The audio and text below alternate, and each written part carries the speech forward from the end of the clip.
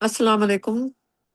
انشاءاللہ آج ہماری قرآن کی جو اسٹڈی ہے وہ سورہ نمبر 16، جس کا عربک میں نام ہے النحل، ام، اور اردو میں ہے اس کا نام شہد کی مکھی، اور انگلش میں ہے دا بی۔ تو اس کو ابھی ہم کچھ ہفتوں سے پڑھ رہے ہیں اسی سورہ کو۔ تو آج ہم اس کی آیت نمبر 120 سے شروع کریں گے انشاءاللہ۔ تو شروع کرتے ہیں۔ اعوذ باللہ من الشیطان الرجیم، بسم اللہ الرحمن الرحیم۔ جیسا کہ ہم پڑھتے آئے ہیں ہمیشہ سے، پہلے انگلش میں پڑھتے ہیں پھر اس کا اردو میں ترجمہ کرتے ہیں۔ تو انشاءاللہ سٹارٹ کرتے ہیں۔ Subtitle is Abraham. Abraham was indeed an exemplary vanguard in his submission to God, a monotheist who never worshipped idols. Urdu ترجمہ ہے، ابراہیم در حقیقت اللہ کے سامنے اپنی فرمانبرداری میں ایک مثالی پیشوا تھا، ایک توحید پرست جس نے کبھی بتوں کی پرستش نہیں کی۔ تو ماشاءاللہ اللہ تعالیٰ یہاں ابراہیم کے متعلق بیان کرتے ہیں کہ یہ ہم جیسا کہ اکثر لوگ جانتے ہیں، اور خاص کر جو قرآن کے پڑھنے والے ہیں تو معلوم ہمیں ہوتا ہے یہاں سے کہ جو اسلام ہے اس کی تمام رسومات یا اس کی پریکٹسز جو ہیں، اس کی جو ہم نماز پڑھتے ہیں، روزہ رکھتے ہیں، حج بھی، یہ ساری چیزیں، زکوٰۃ وغیرہ، یہ ابراہیم سے آگے آئیں۔ وہ پہلے سمجھے ایک مکمل اسلام کے یا فرما برداری کے وہ ایک اللہ تعالیٰ فرماتے ہیں کہ مثالی پیشوا تھے، یعنی کہ جو ابراہیم کی فرما برداری کی مثال ہے وہ انتہائی ہمیں قرآن پڑھ کے معلوم ہوتا ہے کہ کس قدر ان کا جو ہے نا بڑے ایک عظیم الشان آپ کہہ سکتے ہیں کہ ایک امتحان میں سے وہ گزرے، اور بالکل انہوں نے فرما برداری میں اپنا اس ٹیسٹ کہہ لیں یا امتحان یا ان کی جو ہے نا ایک جو بھی آپ اس کو نام دیں، اس میں انہوں نے اللہ تعالیٰ کی وہ سمجھے کہ اللہ تعالیٰ ان کا ایک امتحان لے رہے ہیں۔ ان کا ایک مشہور خواب ہے جو سب کو معلوم ہوگا کہ وہ دیکھتے تھے کہ وہ اپنے نا ایک ان کا خیال میں کہ وہ ان کو اپنے بیٹے کی قربانی دینی ہے، اسماعیل کی، جو کہ انہوں نے سمجھا کہ اللہ تعالیٰ ان کو فرما رہے ہیں ایسا کرنے کا، حالانکہ یہ ایک غلط انڈرسٹینڈنگ ہے لوگوں کی کہ اللہ تعالیٰ کبھی بھی اپنے قانون کے خلاف خود نہیں جاتے، نہ ہی اللہ تعالیٰ کسی کو ٹرک کرتے ہیں اور ایسی چیز ان سے کہیں کہ جو بالکل اللہ تعالیٰ کے احکامات کے خلاف جاتی ہو۔ تو یہ ایک ٹیسٹ تھا جو کہ شیطانی خواب سمجھ لیں اس کو، کہ وہ انہوں نے سمجھا کہ اللہ تعالیٰ کر رہے ہیں۔ تو اللہ تعالیٰ نے بلکہ بعد میں ان سے کہا، جب وہ اسماعیل کو لے کر گئے ان کی قربانی کے لیے، اسماعیل نے بھی سر جھکا دیا، وہ بھی فرمانبرداری میں ویسے ہی نکلے، تو وہاں پہ اللہ تعالیٰ نے پھر وہاں پہ ان کو جو ہے نا تبدیل کر دیا ایک لیم سے یا دمبے سے، بکرے سے، جو بھی آپ سمجھیں۔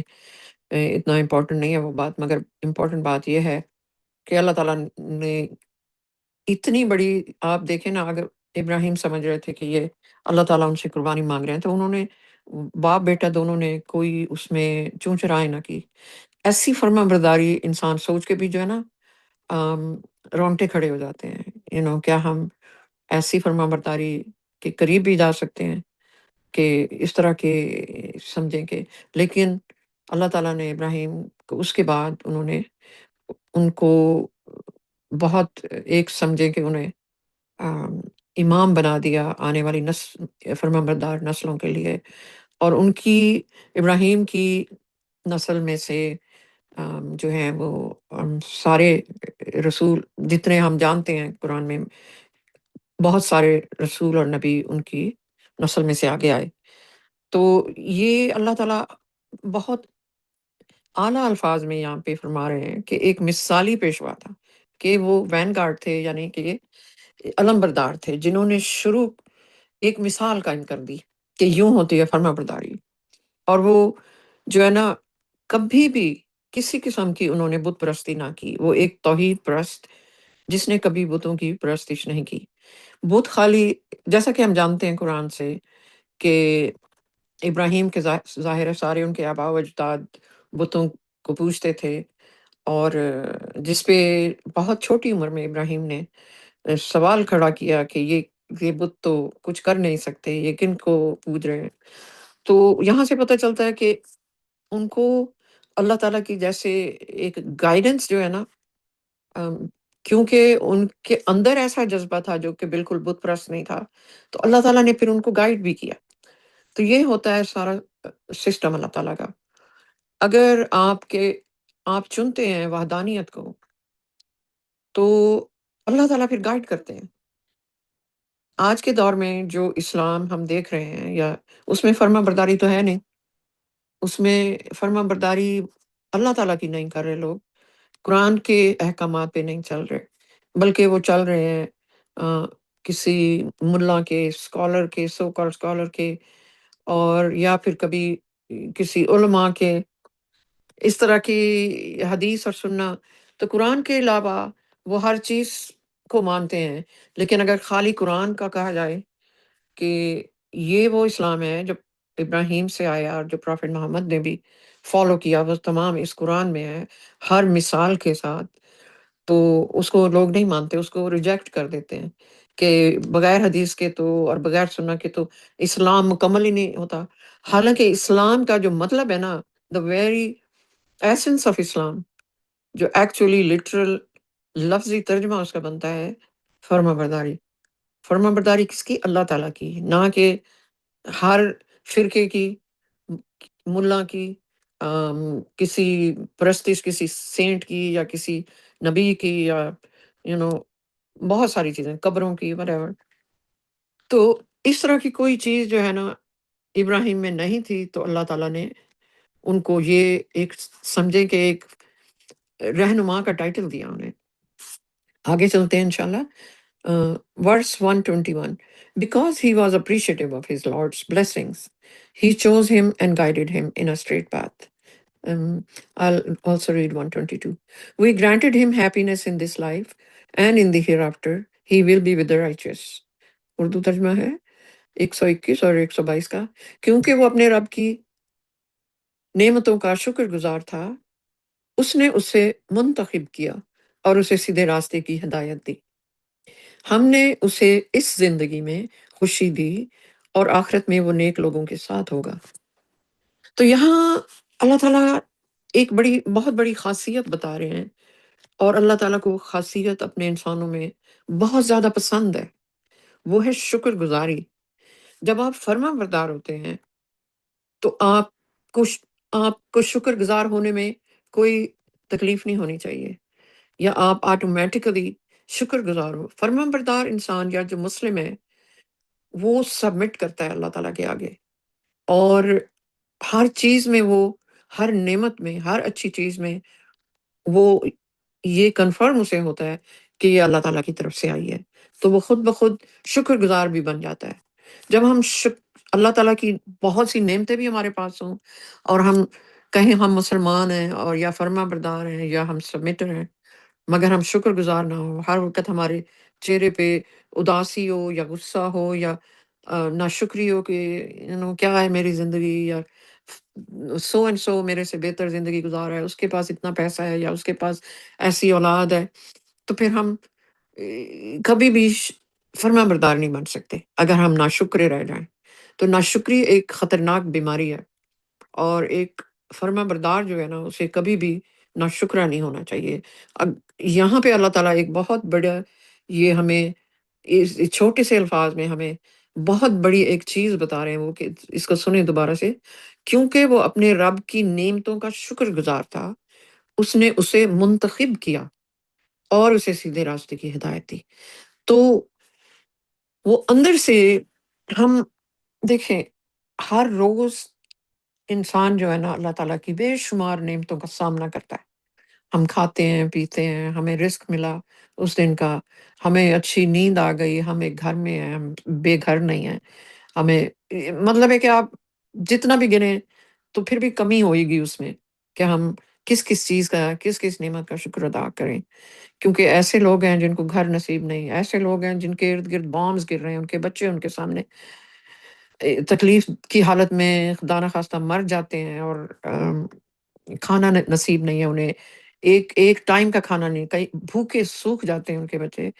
یہ تو ایک چلے ایک ایکسٹریم اگزامپل ہے، لیکن اس کے علاوہ بھی بہت ساری ایسی چیزیں ہیں جس میں انسان انتہائی تکلیف میں ہوتا ہے۔ تو شکر گزار تھا ابراہیم، تو اللہ تعالیٰ فرماتے ہیں اس لیے اس نے اسے منتخب کیا، اس کو ایک لیڈر بنایا، کہ کیونکہ اس کی مثال، اس سے بڑھ کر مثال جو ہے فرمانبرداری کی کوئی دے نہیں سکتا، ناٹ ہم انسان اب جب دیکھیں اس کو، کہ میں یہ نہیں کہہ رہی کہ کوئی دے نہیں سکتا، مگر آج تک کی جتنی مثالیں ہمیں قرآن میں نظر آتی ہیں، تو اس میں یہ ایک عظیم مثال ہے کہ کس طرح فرمان برداری ہوتی ہے اپنے رب کی، اور شکر گزار تھا جو بھی تھا۔ اس میں ابراہیم انتہائی شکر گزار تھا، ان کی بہت بڑھاپے تک اپنی جو ان کی وائف، ان کی جو بیوی تھی، اس میں سے اولاد بھی نہیں تھی، اس کے باوجود ان کو یقیناً وہ مایوس نہیں ہوئے ہوں گے، یا اللہ تعالیٰ کی رضا سمجھ کے رہ رہے تھے۔ تو اس کے بعد اللہ تعالیٰ ہمیں بتاتے ہیں کہ دیکھیں ہماری طرف سے اللہ کی شکر گزاری ہو، اپریسیشن ہو، کہ یہ اللہ ہر چیز اچھی نعمت اللہ تعالیٰ کی، تو اللہ تعالیٰ پھر ہمیں کیا اس کے بدلے میں دیتے ہیں؟ سیدھی راہ کی ہدایت۔ تو بے شک ابراہیم شکر گزار تھا اور مونوتھیسٹ تھا، وہ کبھی آئیڈل ورشپر نہیں تھا، لیکن اللہ تعالیٰ نے اس کے بعد جو ہے ان کو چوز کرنے کے بعد، ان کی چوائس کے یہ انہوں نے فرما برداری بننا ہے، تو پھر اللہ تعالیٰ آگے سے اٹس لائک ٹیک اوور کر لیتے ہیں۔ اللہ تعالیٰ پھر سیدھی راہ ہمیشہ دکھاتے ہیں ان کے، پھر یہ نہیں ہوتا کہ وہ بھٹکتے پھرتے رہیں، پھر وہ اللہ تعالیٰ کی گائیڈنس سے آگے چلتے ہیں۔ اور جو لوگ ناشکرے ہو جائیں، نا فرما بردار ہو جائیں، یا کفر کریں، کوئی بلیو نہ ہو اللہ تعالیٰ کا ان پہ، پھر اللہ تعالیٰ ان کو وہ جس طرف بھی جانا چاہتے ہیں وہ لوگ انہیں وہ جانے دیتے ہیں، کیونکہ یہی مرضی ہے ان کی۔ اور انسان اگر اپنی گائیڈنس پہ چلتا ہے تو وہ اللہ تعالیٰ کی کنگڈم میں سے نکل جاتا ہے، اس کے آگے پھر اندیکھی اور بہت سی ایسی طاقتیں ہیں، جیسے کہ شیطان اس کے لیے اوپن وہ ہو جاتا ہے، وہ شیطان کی کنگڈم میں، تو پھر وہ شیطان اس کو گائیڈ کرتا ہے اندھیرے کی طرف اور روشنی سے نکال کے لے جاتا ہے۔ تو اللہ تعالیٰ اس میں 122 میں فرما رہے ہیں ہم نے اسے اس زندگی میں خوشی دی اور آخرت میں وہ نیک لوگوں کے ساتھ ہوگا۔ تو اس کی جب ابراہیم نے اپنے امتحان پاس کیے اور اپنی فرما برداری مثالی طور پہ اللہ تعالیٰ کو دکھائی، تو اللہ تعالیٰ نے فرمایا کہ ہم نے اسے اس زندگی میں خوشی دی۔ وہ اللہ تعالیٰ نے پھر فرشتوں کو ان کے گھر بھیجا اور خوشخبری سنائی انہوں نے کہ آپ کو ایک بیٹا پیدا ہونے والا ہے، بیٹا پیدا ہوگا۔ تو جو کہ وہ بوڑھی بہت میاں بیوی دونوں، ابراہیم اور ان کی وائف جو تھے، وہ بڑھاپے میں تھے اور حیران رہ گئے کہ ایسا کیسے ہو سکتا ہے، مگر اللہ تعالیٰ نے اور فرشتوں نے یہی بتایا انہیں کہ اللہ تعالیٰ کے آگے سب ممکن ہے۔ تو اللہ تعالیٰ نے ایک معجزاتی طور پہ انہیں اولاد کی خوشی دی، آم، اس دنیا میں بھی اور آخرت میں وہ ظاہر ہے کہ وہ ان لوگوں میں ہوگا جو بہت رائچس تھے، جن کے اعلیٰ اور بلند مقامات ہوتے ہیں، وہ ابراہیم جیسے لوگ ہوتے ہیں۔ آم، تو آگے چلتے ہیں انشاءاللہ 123 ورس 123، the subtitle is Muhammad, a follower of Abraham. Then we inspired you, Muhammad, to follow the religion of Abraham, the monotheist. He never was an idol worshipper. Urdu ترجمہ ہے محمد ابراہیم کا پیروکار۔ پھر ہم نے تمہیں اے محمد وحی کی کہ تم ابراہیم کے دین کی پیروی کرو، توحید پرست، وہ کبھی بت پرست نہیں تھا۔ تو یہاں پہ اب ہم دیکھ رہے ہیں ہسٹری میں پہلا اسلام کا جو نبی اور رسول دونوں تھے. ہر نبی آٹومیٹیکلی ایک رسول ہوتا ہے، مگر ہر رسول ایک نبی نہیں ہوتا. تو پروفٹ ابراہیم ایک مثالی رہنما بنے اسلام کے، اور ان کو پھر اللہ تعالیٰ نے ہدایت دی، یعنی کہ ان کو ساری پریکٹسز پریکٹیکلی جو ہے نا، ساری یہ زکوٰۃ، روزہ، نماز، حج، آم، ان کے پاس کوئی لکھا ہوا تحریری اسکرپچر نہیں تھا، بلکہ ایک پریکٹیکل ان کو اسکرپچر دیا گیا تھا کہ وہ آگے سکھاتے رہیں اپنی نسلوں کو. اور ہم دیکھتے ہیں کہ پھر ان کے بیٹے اسحاق میں سے یعقوب آئے، اور یعقوب میں سے پھر بہت سارے اور نبی آئے. تو اسی طرح یہ سلسلہ چل پڑا. تو اب آتا ہے جو پروفٹ محمد کا ٹائم ہے، وہاں پہ پورا اسلام یا فرما برداری کے جو آتے رہے میسنجرز یا رسول، وہ ایک ہی پیغام لے کے آتے رہے. ہمیں قرآن پڑھ کے یہ بھی پتہ چلتا ہے کہ عیسیٰ جو تھے وہ نماز پڑھتے تھے، اور یہ ساری چیزیں پریکٹسز ہو رہی تھیں. تو پروفٹ محمد اسلام کے پہلے نبی یا رسول نہیں ہیں. ہمیں یہاں سے پوری اس چیز کا ثبوت ملتا ہے کہ محمد جو تھے وہ ابراہیم کے پیروکار، انہوں نے اسی فٹ سٹیپس پہ ریلیجن کو فالو کیا. تو یہاں پہ بڑا کلیئرلی اللہ تعالیٰ فرما رہے ہیں کہ پھر ہم نے تمہیں، یہ اب اللہ تعالیٰ مخاطب ہیں پروفٹ محمد سے، تمہیں وحی کی کہ تم ابراہیم کے دین کی پیروی کرو. وہ اس کو اللہ تعالیٰ نے ایک لیڈر بنایا، امام بنایا ابراہیم کو، اور محمد سے کہا کہ تم اس کے دین کی پیروی کرو جو کہ توحید ہے، یا توحید پرستی ہے، یا مونوتھیزم جسے کہتے ہیں، کہ وحدانیت، ایک ہی رب، اللہ، خدا، گاڈ، ایک اینٹی جس نے ساری کائناتیں بنائی ہیں. تم واحد اس کی ہم پیروی کریں، اس میں کسی چیز کا یا کسی انسان کا شراکت نہ ہو، ہے ہی نہیں. کیونکہ اللہ تعالیٰ کی تو کوالٹی ہے کہ وہ قادر مطلق ہیں، ان کا ہر چیز پہ کنٹرول ہے. وہ چاہے ہماری برتھ سے لے کے ہمارے جنم سے لے کے ہمارے مرنے تک، اور ہمیں جتنا رزق ملنا ہے، جو کچھ ہونا ہے، وہ سب اللہ تعالیٰ کے ہاتھ میں ہے. اس چیز کا ایمان ہونا ضروری ہے. جب ہم کہتے ہیں توحید پرستی، اس میں یہ سب کچھ شامل ہے. جو اللہ تعالیٰ کی خصوصیات ہیں، جس کو لوگ کہتے ہیں 99 نام، وہ ایسے نام نہیں رکھے ہوئے. وہ تمام خاصیتیں ہیں جو کچھ وہ کر سکتے ہیں، جو اللہ تعالیٰ ہر چیز کر سکتے ہیں. جو آپ ہماری دماغ میں جس کی کوئی بھی ڈسکرپشن ہو، یا ہم جو بھی سوچیں کہ یہ یوں ہو سکتا ہے، اللہ تعالیٰ کے لیے ایسے ہے کہ وہ کہیں کن فیکن، اور وہ ہو جاتا ہے. تو سارے جو فرشتے ہیں، اور یہ اللہ تعالیٰ کے احکامات دن رات بجا لاتے ہیں، جس میں ایون اللہ تعالیٰ ہمیں قرآن میں فرماتے ہیں کہ یہ بارشیں ہونا، بادلوں کا اکٹھا ہونا، یہ ساری چیزیں اللہ تعالیٰ کے فرشتے جو ہیں وہ دن رات یہ کر رہے ہیں، انسانوں کے لیے پروویژنس لانی، ان کا رزق، ان کی حفاظت، ان کی سب چیزیں. تو وہ سارا نظام جو ہے، اس پہ یقین رکھنا کہ یہ صرف واحد ایک ہستی ہے جو یہ سب چلا رہی ہے.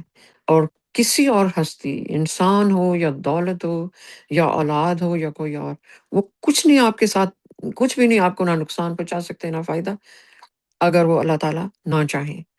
تو یہ ہے توحید پرستی. تو جسے اللہ تعالیٰ مثال پہلے اللہ تعالیٰ نے بتائی ہے ابراہیم کی اسی قرآن میں، اور محمد کو، پروفٹ محمد کو بتا رہے ہیں کہ تم نے بھی وہی کرنا ہے جو ابراہیم نے کیا، یعنی کہ وہ توحید پرست بنو تم بھی، اور وہ کبھی بت پرست نہیں تھا. تو کسی اور نبی کا یہ ہم نے نہیں سنا قرآن کی روح سے کہ وہ کبھی بھی بت پرست نہیں تھے. تو اللہ تعالیٰ اگر ایک خاص طور پہ اس کو مینشن کر رہے ہیں یہاں پہ، تو اس کا ایک مطلب ہے کہ وہ مثالی ایسے نہیں بن گئے، وہ کبھی تھے ہی نہیں. بچپن سے ہی وہ سوال اٹھاتے تھے کہ یہ ان کے باپ دادا کیا کر رہے ہیں. اور ان کا مشہور ہے کہ انہوں نے کس طرح نا پھر وہ بت بھی توڑے. آج کل صرف اصل میں تو بت وہی ہوتا ہے جو ہم جس کو ہم طاقت دیتے ہیں اللہ تعالیٰ کے علاوہ، تو وہ ضروری نہیں کہ یہ پتھر والے بت ہوں۔ ایون جو ہندو مت کے لوگ ہیں وہ بھی وہ کہتے ہیں کہ یہ تو امیج ایک ہم بناتے ہیں، ہے تو اوپر وہ ایک، لیکن وہ کئی قسم کے وہ کہتے ہیں کوئی طاقت والا خدا ہے، یا اور کوئی پیسے کا دیوی ہے، اور کوئی اس طرح کے مختلف چیزوں میں بانٹا ہوا ہے نا انہوں نے خدا کو، یا اللہ تعالیٰ کو، یا گاڈ جو بھی کہہ لیں۔ اور جو کرسچن ہیں، کرسچنس نے 3 حصوں میں بانٹ لیا ہے اللہ تعالیٰ کی جو ہے نا خدائیت کو، او کہ ایک باپ ہے جو اللہ تعالیٰ ہیں، پھر عیسیٰ کو بیٹا بنا دیا، اور تیسرا جو ایلیمنٹ ہے وہ جبرائیل جو فرشتے تھے، حالانکہ اللہ تعالیٰ کے سب سرونٹس ہیں۔ اللہ تعالیٰ کو نہ کسی نے جنا ہے، اور نہ انہوں نے کسی کو جنم دیا، یا ان کا وہ کوئی انسان نہیں ہے جو ریپروڈیوس کریں یا اس طرح کی چیزیں کریں لوگوں کا۔ ہم انسانوں کا دماغ بہت چھوٹا ہے، اور ہم اللہ تعالیٰ کو وہ حیثیت ان کی حیثیت کو ہم نہ تصور کر سکتے ہیں، نہ دیکھ سکتے ہیں، مگر پھر بھی ہم ان کو نا بہت چھوٹا بنا دیتے ہیں۔ اور بت جو ہیں وہ بہت بڑے ہیں، ان کی شان میں دن رات قصیدے ہوتے ہیں، جیسا کہ عیسائی ہو گئے وہ عیسیٰ کے لیے کرتے ہیں، اور مسلمان جو ہیں آج کل کے وہ اللہ تعالیٰ کی فرما برداری کی بجائے خالی اللہ تعالیٰ کی نہیں کرتے، وہ اس میں ان کی دعاؤں میں نبی شامل ہیں، ان کی جو ہے نمازیں ہیں اس میں درود شامل ہو جاتے ہیں۔ تو حالانکہ اللہ تعالیٰ نے قرآن میں بہت صاف ستھرا یہ کہا ہے کہ مسجدوں کا بھی یہ کہا ہے کہ وہ سجدہ کرنے کی جگہیں یا مسجدیں وہ اللہ کے لیے ہیں، اس میں کسی اور کا نام بھی نہ لو، مگر نہیں، انسان سمجھتے ہیں کہ یہ ایک ہی چیز ہے، اللہ اور محمد برابر ہیں۔ کیونکہ آپ دیکھیں گے، آپ کسی ماسک میں جائیں گے تو اللہ کا ایک نام ہے اور 3 4 اور بھی نام لکھے ہوتے ہیں، محمد کا بھی ہے، 4 خلیفہ بھی ہے۔ تو مطلب ہم یہ انسانوں کے ساتھ کیا توقع رکھ رہے ہیں جو خود بنائے گئے اللہ تعالیٰ سے؟ آ، اللہ تعالیٰ کی کریشن ہے، وہ اپنا کام اگر کوئی نیک تھا تو وہ اپنے لیے تھا، اور قرآن میں اللہ تعالیٰ نے خصوصاً یہ بتا دیا ہے، فرما دیا ہے کہ کوئی جو ہے آپ کا شفاعت بھی نہیں کر سکے گا، بلکہ ہم الٹا گناہ کرتے ہیں جب ہم ان کو نہ نہ سوچے سمجھے، بلا سوچے سمجھے ان کو شریک بنا بیٹھتے ہیں۔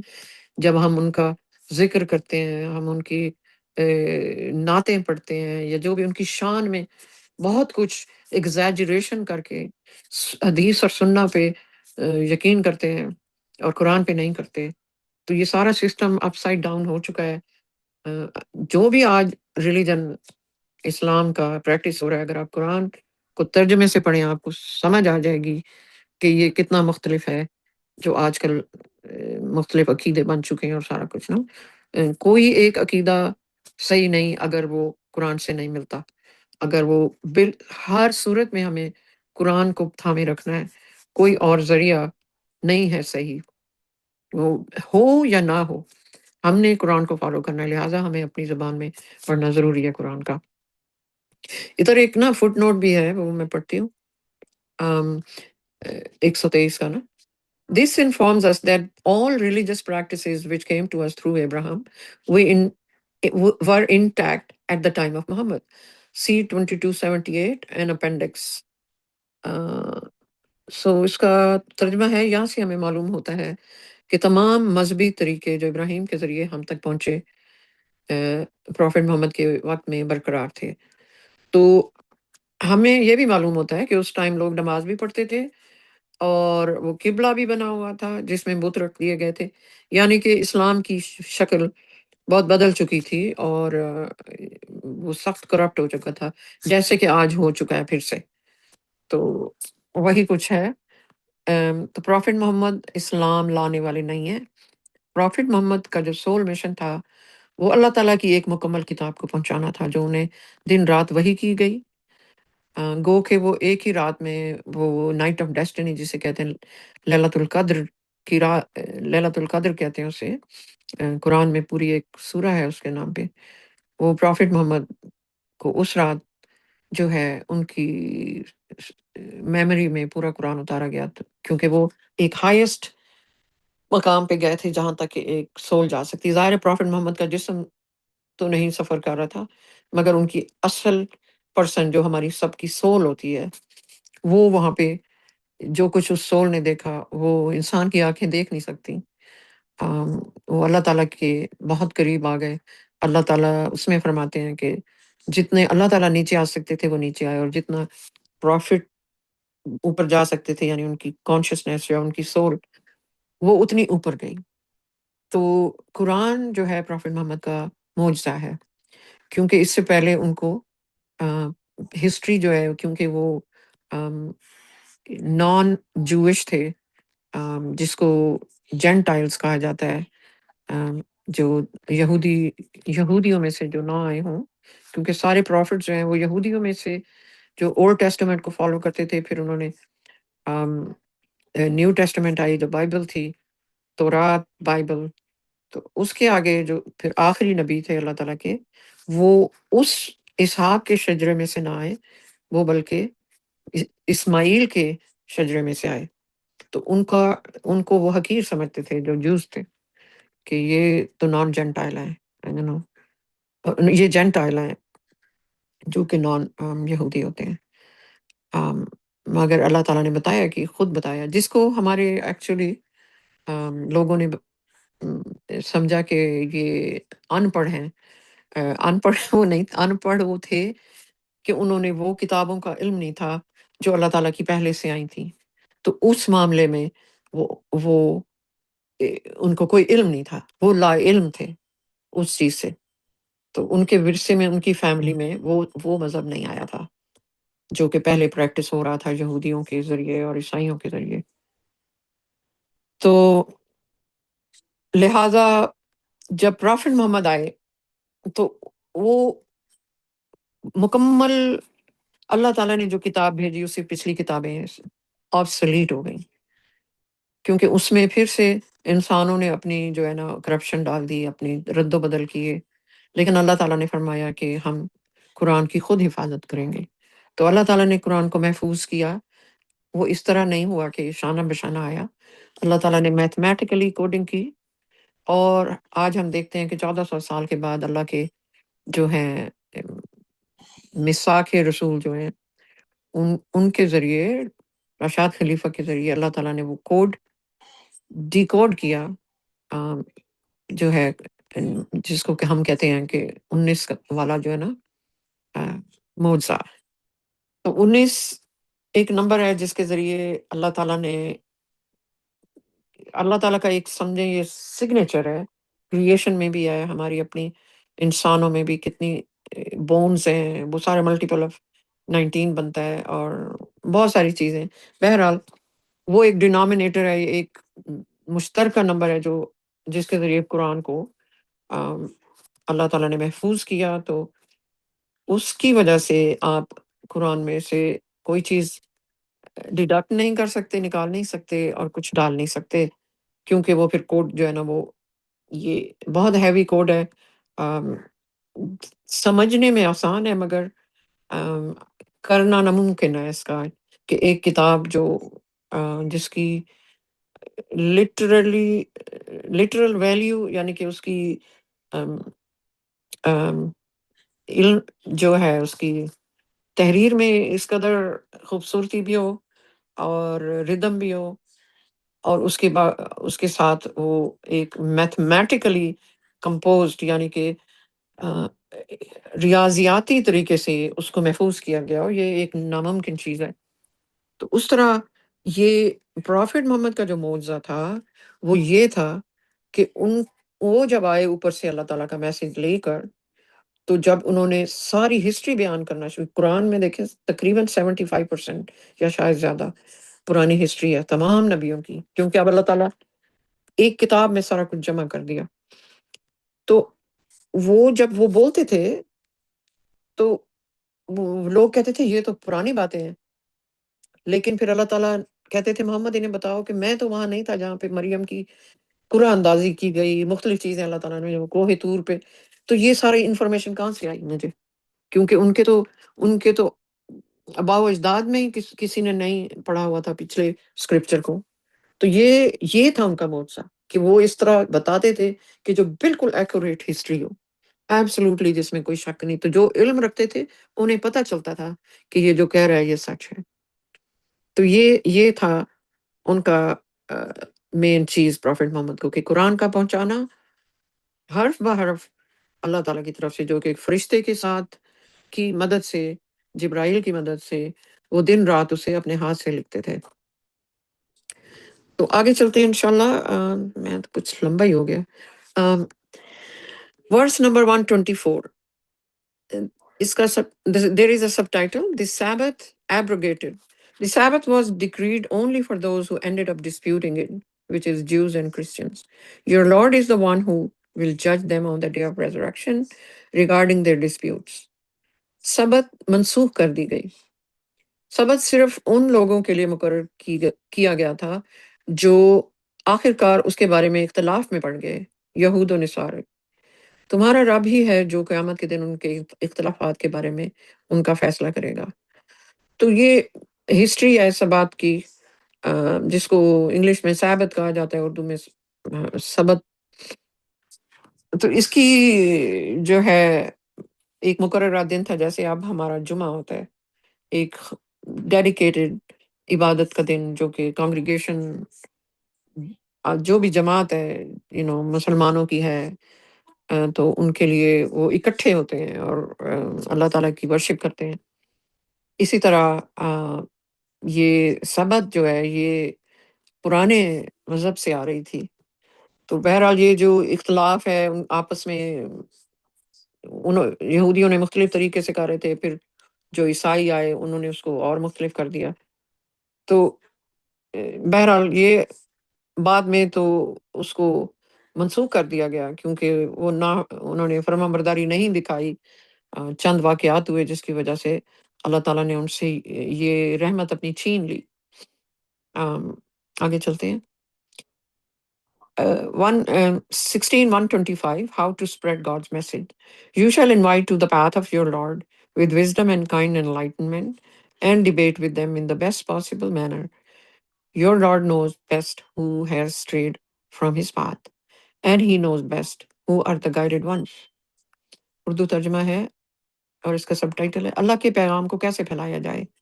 तुम अपने रब के रास्ते की तरफ हिकमत और नरमी के साथ दावत दो और उनसे बेहतरीन अंदाज में बहस करो। तुम्हारा रब खूब जानता है कि कौन उसके रास्ते से भटक गया है, और वो खूब जानता है कि कौन हिदायत याफ्ता है। तो अल्लाह का पैगाम ज़ाहिर है कि हमें अल्लाह का पैगाम अपने सबसे पहले अपने घर से शुरू करना होता है। हमने अपने बच्चों को देना है। अ, अगर हम कोई ऐसे मुआशरे में रहते हैं जहाँ बहुत सारे मज़हब और भी हैं, तो हर किसी की ख़्वाहिश होती है कि अल्लाह ताला का सच्चा पैगाम आगे भी दिया जाए, क्योंकि यही वो रास्ता है जिस पे चल के हमें जो है ना अ, हमारी बख्शिश होगी। हम इस दुनिया में सिर्फ़ यही करने आए हैं कि हम सारे बुतों को, सारी शिर्क को डिनाउंस करें, उसकी मज़म्मत करें और सिर्फ़ तौहीद को मानें और तौहीद परस्त बन जाएँ, जैसा कि अल्लाह ताला ने फरमाया इब्राहीम का और फिर मोहम्मद का। तो हमने उन वो मिसाली हैं, क्योंकि उन्होंने उसी रास्ते पे वो चले, अल्लाह ताला ने उनको गाइड किया। हमारे लिए गाइड कुरान में मौजूद है आज, पूरा का पूरा कंप्लीट रास्ता है। उससे हम करेंगे तो हम बच सकते हैं, क्योंकि दूसरी दुनिया में हमारी परमानेंट ज़िंदगी है। ये ज़िंदगी तो बहुत छोटी है, और एक अल्लाह ताला ने फरमाया ये एक इल्यूज़न है, यानी कि एक शराब जैसे होता है ना। हम देखते हैं कि कोई स्टेज पे लोग आते हैं, आपको जादू-शादू दिखाते हैं, वो असल में आँखों का एक ट्रिक होता है। तो ये एक ट्रिक ही है, ये असल ज़िंदगी नहीं। तो हमें जो है ना अ, ना सिर्फ़ अपने आप को हमने फर्माबरदार बनाना है, बल्कि अपने प्यारे लोगों को या अपने करीबी लोगों को, और या किसी को भी हम अल्लाह का पैगाम देना हो, तो हमने कैसे देना है? अल्लाह ताला फरमाते हैं कि हिकमत और नरमी के साथ दावत दो। अ, बजाए इसके कि कुछ मुआशरों में हमने देखा है कि अ, लोग कोई कोई कुछ कहता है, लाइल्म की वजह से या जहालत की वजह से तो लोग फतवे लगा देते हैं, उन्हें मार देते हैं। उनको चाहे पता ही ना हो मज़हब का, یہ کیسا مطلب یہ کیسی درندگی اللہ تعالیٰ نے کبھی بھی اجازت نہیں دی۔ اللہ تعالیٰ یعنی اگر کوئی بھٹکا ہوا ہے تو اسے تو بہت نرمی سے اور حکمت سے اور پیار سے اس کو بتائیں کہ اللہ تعالیٰ ایکچولی ہیں کون اور کیا چاہتے ہیں انسانوں سے، بجائے اس کے کہ جی مار دو، اس کو جلا دو، اور یا اس کو لنچ کر کے اس کے ٹکڑے ٹکڑے کر دو۔ تو یہ بربریت تو اسلام میں بالکل ہی نہیں ہے۔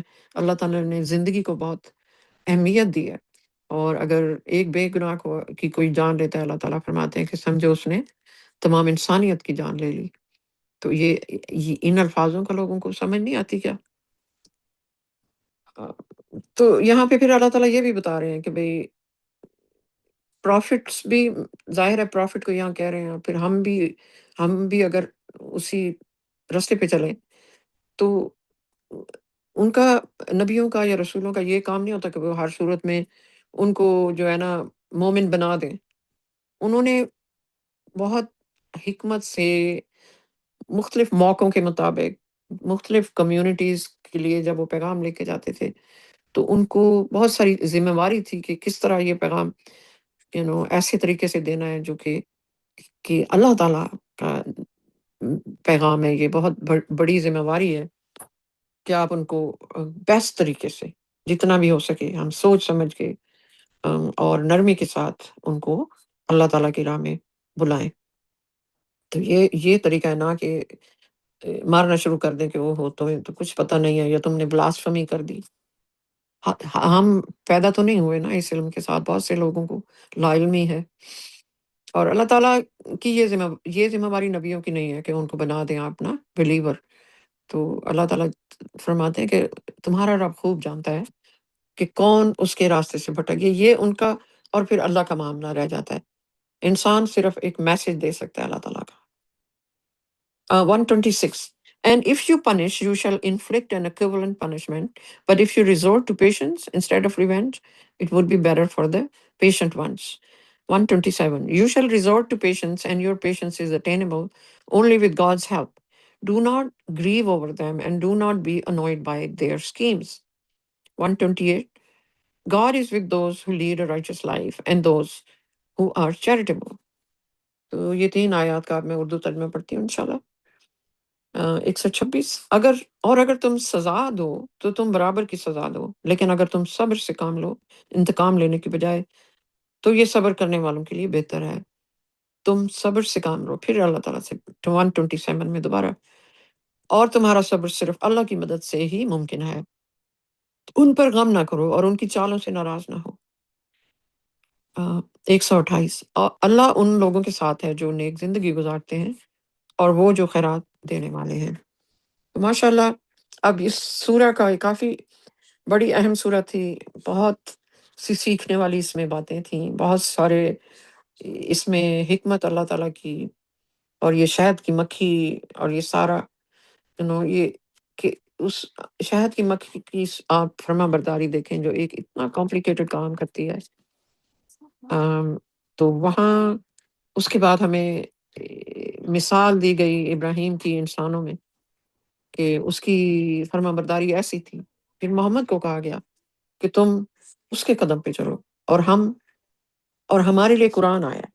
ظاہر ہے پروفٹ محمد کو جو ہے وہ قرآن پر چلے من و ان، ان کا علم کوئی اللہ تعالیٰ سے زیادہ نہیں تھا کہ وہ قرآن بھی اللہ تعالیٰ کا دے رہے ہیں اور اپنی حکمت بھی بتا رہے ہیں۔ ایک انسان کی حکمت کیا اللہ تعالیٰ سے نعوذ باللہ زیادہ ہو سکتی ہے، یا ان کا نالج یا فیوچر کی باتیں؟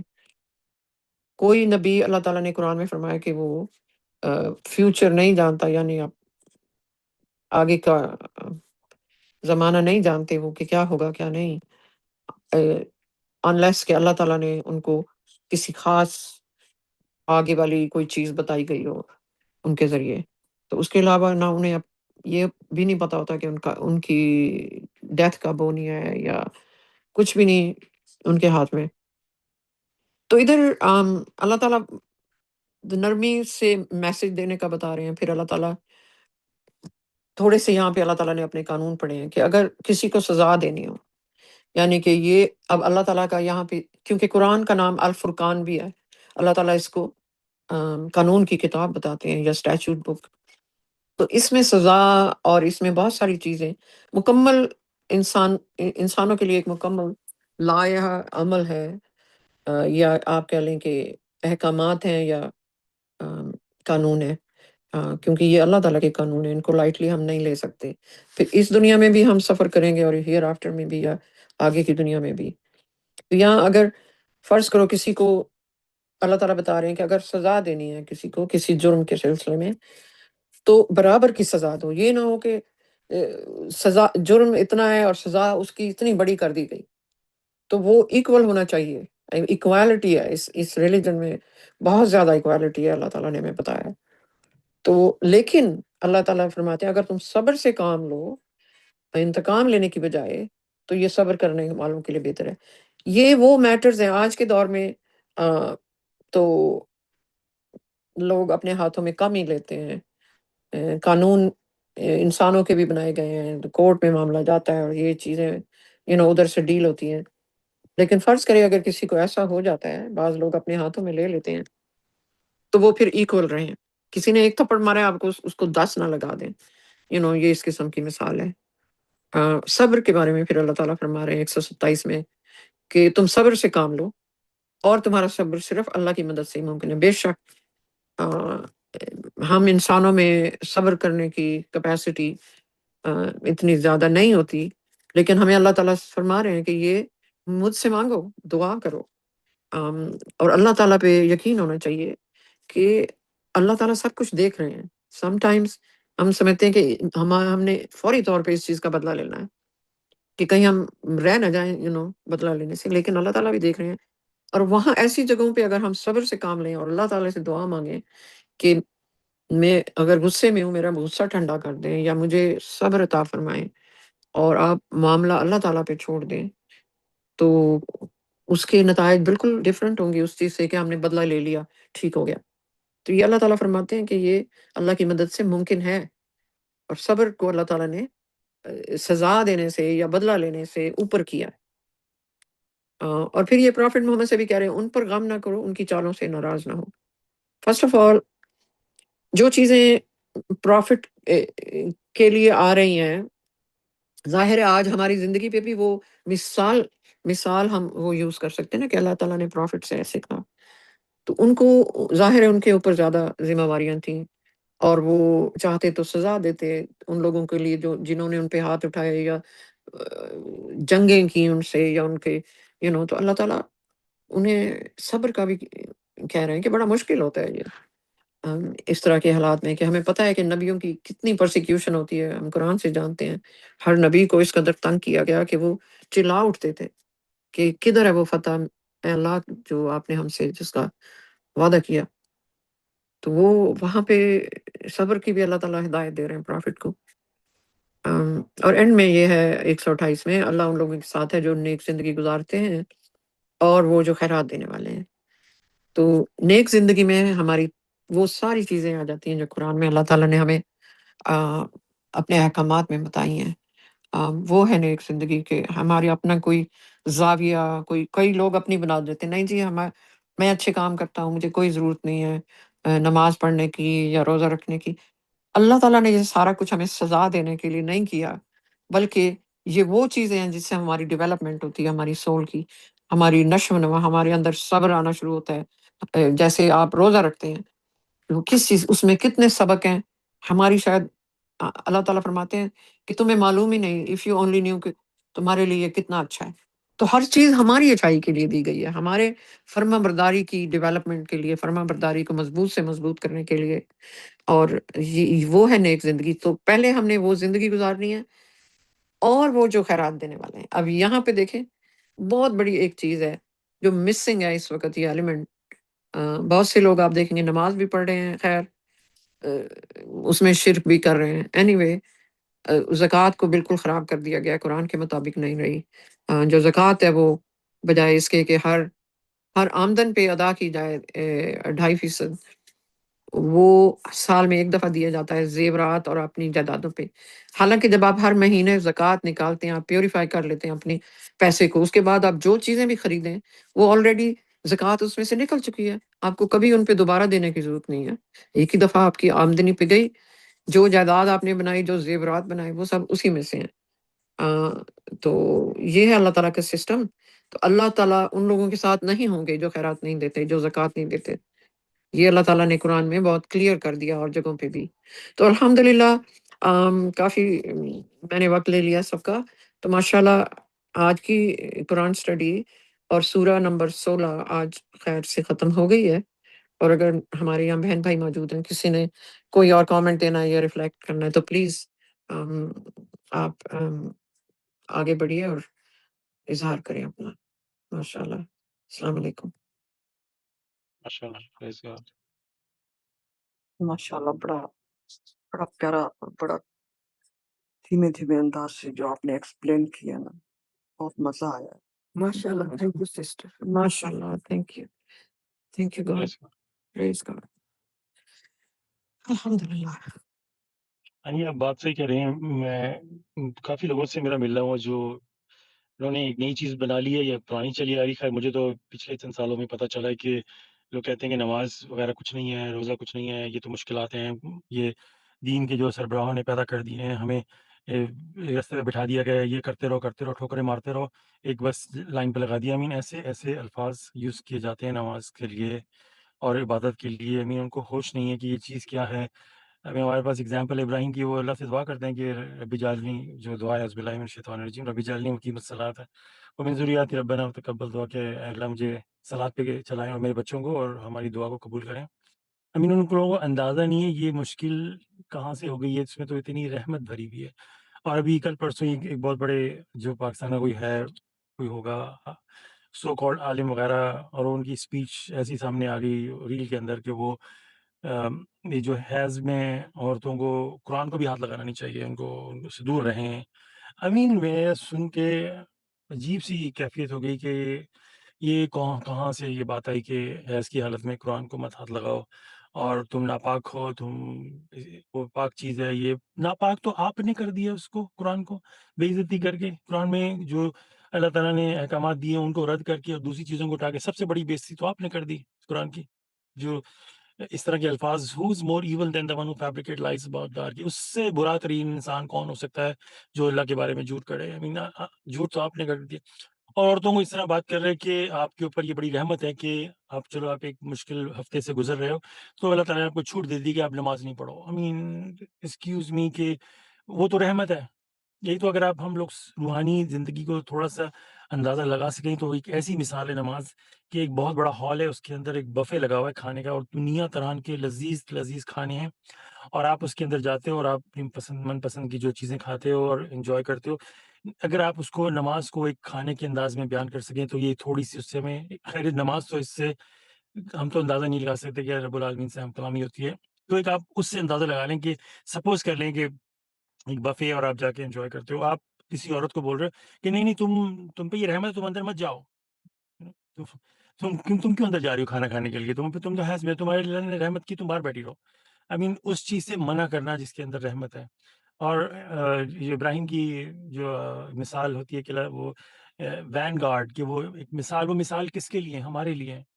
ہم اگر وہ ابراہیم نے جو بھی عمل کیے وہ ساری دنیا کے لیے ایک مثال کام کر کے چلے گی کہ اگر ہم اس پہ چلیں گے ہمارا بھی رزلٹ وہی نکلے گا جو کہ ان کو اللہ نے، آف کورس وہ تو نبی تھے، لیکن جس طرح وہ اللہ تعالیٰ کے شکر گزار تھے، اللہ تعالیٰ نے ان کو ہدایت بخشی۔ اگر ہم اللہ کے شکر گزار بنیں گے، اور یہ نہیں کہنا منہ سے کہہ دینا شکر گزاری یہ وہ، ایکچولی جو اللہ تعالیٰ نے ہمیں رحمتیں دی ہیں، جو ہمیں چیزیں عطا کی ہیں، ان سے منہ موڑنا بہت بڑی ناشکری ہوتی ہے۔ آپ دیکھ لیں کسی کو، آپ کوئی اپنے بچے کو کوئی تحفہ دیں اور وہ اس کو اٹھا کے سائڈ پہ رکھ دے اور کھیلے نہیں، تو آپ اس کو کیا بولو گے؟ تم بڑے ناشکرے ہو، میں نے تمہیں اتنا قیمتی تحفہ دیا، تم نے اٹھا کے سائڈ پہ رکھ دیا، کہتے ہیں نا ہم۔ تو جب ہم نے اللہ تعالیٰ کی کتاب کو اٹھا کے سائڈ پہ رکھ دیا، جو کہ سب سے بڑا تحفہ ہے دنیا میں ہمارے لیے، اللہ کا کلام، اس کو اٹھا کے ہم نے سائڈ پہ رکھ دیا، اس کے اویز 10-12 کتابیں اکٹھی کر لی ہیں، تو اس سے بڑی ناشکری کیا ہو جائے گی؟ اور اس سے بڑا جو گناہ کیا ہو جائے گا کہ ہم نے اللہ کے ساتھ اور چیزیں بنا لی ہیں۔ اور یہ بھی ہمارے لیے ایک قانون بن جاتا ہے کہ اگر ہم اللہ کی جو میسج کو آگے پہنچاتے ہیں، تو یہ جو ابھی ورڈس آپ نے پڑھا تھا کہ بہت ہی بیسٹ پاسبل مینر، یہ ہمارے لیے کوئی آپشن نہیں ہے۔ اگر ہم کسی سے دین کے بارے میں، خالص اللہ کی عبادت کے بارے میں بات کر رہے ہیں، تو ہمیں بڑے صبر، تحمل سے اور بڑے ہی نرمی سے ان سے بات کرنی پڑی۔ ہم جو اسٹڈی ابھی کر رہے ہیں، یہ ہم پہ بھی لاگو ہوتا ہے، ہر ایک پہ لاگو ہوتا ہے۔ کیونکہ اگر ہم نے وہاں پہ اپنا ظاہر سی بات ہے، لوگ جب ڈبیٹ کرتے ہیں تو غصے میں آ جاتے ہیں، سب سے پہلا عمل یہ ہوتا ہے۔ تو اگر ہم بھی غصے میں آ گئے کسی سے بات کرتے ہوئے، تو ہم نے وہ قانون اللہ کا توڑ دیا، اور اس کی ہمیں خمیازہ بھگتنا پڑے گا، چاہے ہم سبمٹر ہیں یا نہیں، ہمیں اس کا خمیازہ بھگتنا پڑے گا۔ تو یہ ہمیں بھی ایز اے سبمٹرز، ایز اے فرمانبردار بھی بہت کیئرفل ہو کے، اگر کسی سے بات کرنی پڑ گئی ہے، کوئی کسی کو میسج دینا ہے، بہت پیار سے اس کو بتا دو، کیونکہ یہ بات دھیان میں رکھیں کہ ہدایت اللہ سے طرف سے آتی ہے، اور اگر وہ شخص کوئی اللہ کی ناشکری بھی کر رہا ہے، انکاری بھی کر رہا ہے، تو آپ کی نہیں کر رہا، وہ اللہ تعالیٰ کی انکاری کر رہا ہے۔ اللہ تعالیٰ نے آپ کو بول دیا کہ آپ نے بہت پیار سے، محبت سے، شفقت سے اسے بیسٹ پاسبل مینر میں اس سے بات کرنی ہے، اور آپ اٹھ کے چلے آئے وہاں سے۔ اگر ہمارا سالڈ یقین آخرت پہ ہوگا، غصے آنے سے پہلے ہمیں اپنے آپ کو ٹٹولنا ہے کہ اگر ہمارا سالڈ یقین آخرت پہ ہے، تو ہمیں تو غصہ آنا ہی نہیں چاہیے، ہمیں تو بلکہ اس پہ ترس آنا چاہیے کہ تم جس راستے پہ چل رہے ہو وہ تو دوزخ کی طرف جاتا ہے۔ تو غصے کا تو کہیں پہ اگر لاجیکلی بھی دیکھیں تو غصے کی کوئی جگہ ہی گنجائش ہی نہیں ہے اس معاملے میں۔ ایک چرسی ہے جو روڈ پہ سائڈ پہ پڑا ہوم لیس ہے، اور اس کو آپ بڑے پیار سے اس کے پاس جا کے بیٹھتے ہو، اس کو تھوڑا کھانا کھلاتے ہو، پھر اس کو بولتے ہو کہ تم کیوں نہیں آؤ، ہم تمہاری مدد کریں گے، اور وہ ہنستا ہے اور آپ کا مذاق اڑاتا ہے، تو آپ اس پہ غصہ ہوگے کہ آپ اس پہ اور ترس کھاؤ گے؟ جب ریالٹی جب نظر آتی ہے نا آخرت کی، تو انسان کا سب چینج ہو جاتا ہے۔ ماشاء اللہ، پریز بی ٹو گاڈ۔ ماشاءاللہ۔ میں ایک ریفلیکٹ کرنا چاہتی ہوں، ایسے چھوٹا-سا اس کے اوپر یہ جو آیت نمبر 120 اور 21 جو ہے اس کے اوپر، اور 22 پہ کہ اعوذ باللہ من الشیطان الرجیم بسم اللہ الرحمن الرحیم۔ 121 سے میں پڑھتی ہوں۔ یہ ابراہیم کے بارے میں ہی پیچھے سے چلی آ رہی ہے، بلکہ 120 سے میں پڑھتی ہوں۔ ابراہیم در حقیقت اللہ کے سامنے اپنی فرما برداری میں ایک مثالی پیشوا تھا، ایک توحید پرست جس نے کبھی بتوں کی پرستش نہیں کی، کیونکہ وہ اپنے رب کی نعمتوں کا شکر گزار تھا۔ اس نے اسے منتخب کیا اور اسے سیدھے راستے کی ہدایت دی۔ ہم نے اسے اس زندگی میں خوشی دی اور آخرت میں وہ نیک لوگوں کے ساتھ ہوگا۔ تو جو اللہ سبحانہ تعالیٰ کی سسٹر نے اس کے اوپر بہت تفصیل سے بہت خوبصورت ماشاءاللہ ایکسپلین کیا ہے۔ میں اس میں میں تھوڑا سا ایک اور چیز جو ہے نا وہ تھی کہ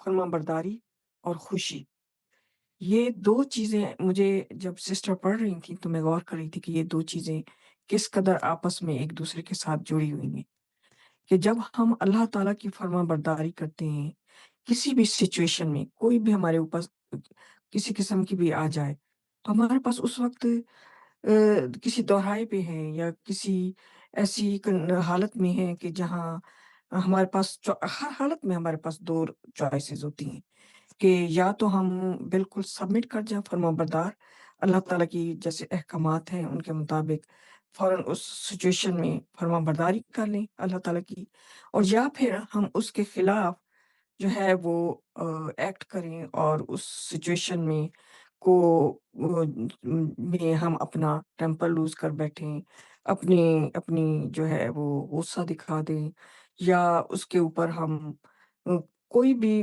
غلط قسم کا عمل جو ہے یا باتیں جو ہیں وہ ہمارے منہ سے نکل جائیں، تو وہ بالکل الٹ ہے فرما برداری کے۔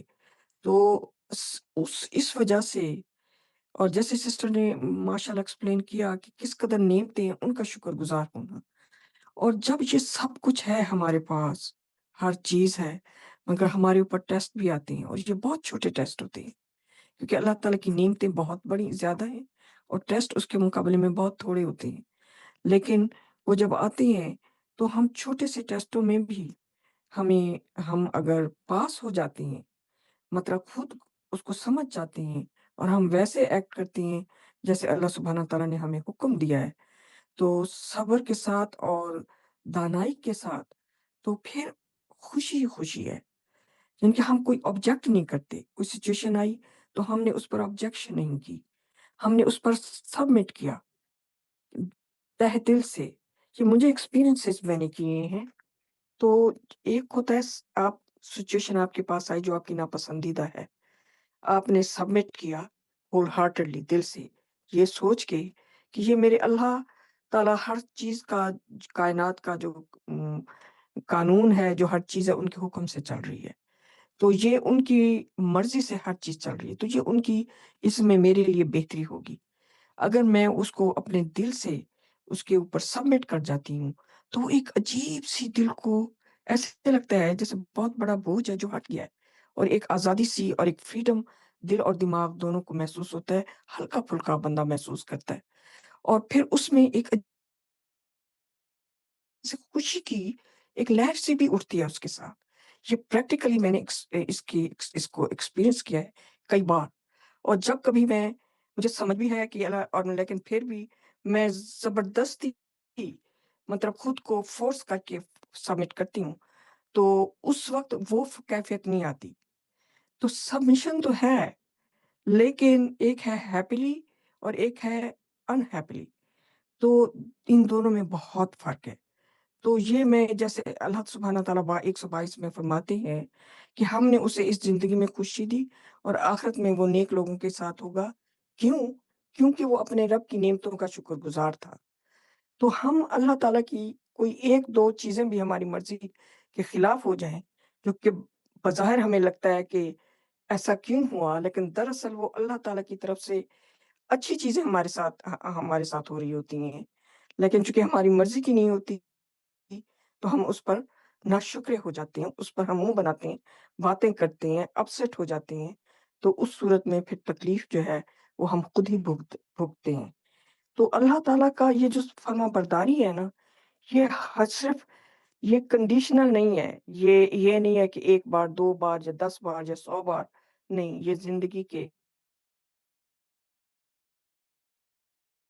تحت ہر حالت میں، ہر سچویشن میں ہمیں فرمانبرداری کرنی ہے، تب ہمارے لیے پرفیکٹ پیس، پرفیکٹ ہیپینس اور پرفیکٹ جو ہے وہ اللہ تعالیٰ کی بلیسنگز ہوں گی ہم پر اس دنیا میں ہی۔ یہ دنیا ہمارے لیے ایسی ہو جائے گی جیسے ہم پتہ نہیں جنت میں رہ رہے ہیں، اتنے ہم خوش ہر وقت نظر آئیں گے، اور ہر وقت جو ہے وہ ہم ایک اچھے موڈ میں نظر آئیں گے۔ بس ایسے میں تھوڑا-سا شاید جتنا میں نے فیل کیا اتنا میں ریفلیکٹ میں نے کیا اتنا میں ایکسپلین نہیں کر پائی، لیکن مطلب میرا جو مقصد تھا وہ یہ تھا کہ خوشی، ناخوشی اور فرمانبرداری ان کا آپس میں بہت ایک تعلق ہے قریب کا۔ ماشاء اللہ، بے شک۔